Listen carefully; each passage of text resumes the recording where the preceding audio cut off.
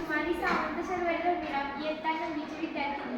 माझ्या शाळेचे नाव रयत शिक्षण संस्थेचे क्रांतीवीर नागनाथ नायकवडी विद्यालय नवे. नमस्कार, मी कुमारी कदम शरीफ संजय इयत्ता 9वीची विद्यार्थिनी. माझ्या शाळेचे नाव रयत शिक्षण संस्थेचे क्रांतीवीर नागनाथ नायकवडी विद्यालय नवे देखील. कुमारी तनुष्का कुमार नायकवडी इयत्ता 9वीची विद्यार्थिनी. माझ्या शाळेचे नाव रयत शिक्षण संस्थेचे क्रांतीवीर नागनाथ नायकवडी विद्यालय नवे देखील. आम्ही आज तुम्हाला वनस्पतींचे वर्गीकरण या घटकाबद्दल सांगणार आहे. त्यामध्ये प्रथमतः 2 उपसृष्टी पडतात. पहिली उपसृष्टी बीजपत्री वनस्पती.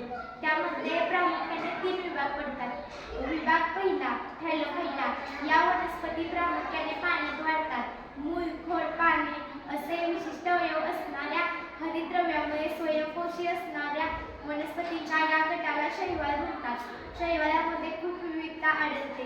एकपेशीय, बहुकोशीय, ठळक, अतिसूक्ष्म व मोठ्या आकाराचे शैवाल आढळतात.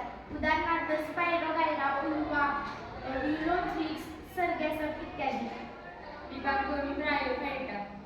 या गटातील वनस्पतींना वनस्पती सृष्टीचे उभयचर असे म्हटले जाते, कारण त्या ओलसर मातीत वाढतात, परंतु त्यांना प्रजननासाठी पाण्याची गरज भासते.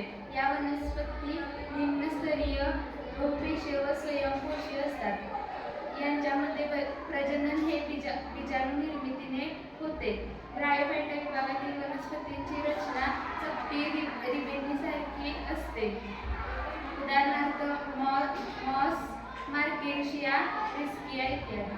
विभाग 3 टेरिडोफाइटा. या गटातील वनस्पतींना मुळे, खोड, पाने असे सुस्पष्ट अवयव असतात. पाने व अन्नभवनासाठी स्वतंत्र ऊती असतात, पण यांना फुले, फळे येत नाहीत. त्यांच्या पानांच्या मागील बाजूस तयार होणाऱ्या बीजाणूंद्वारे प्रजनन होते. उदाहरणार्थ फळ, नेफ्रोलिफी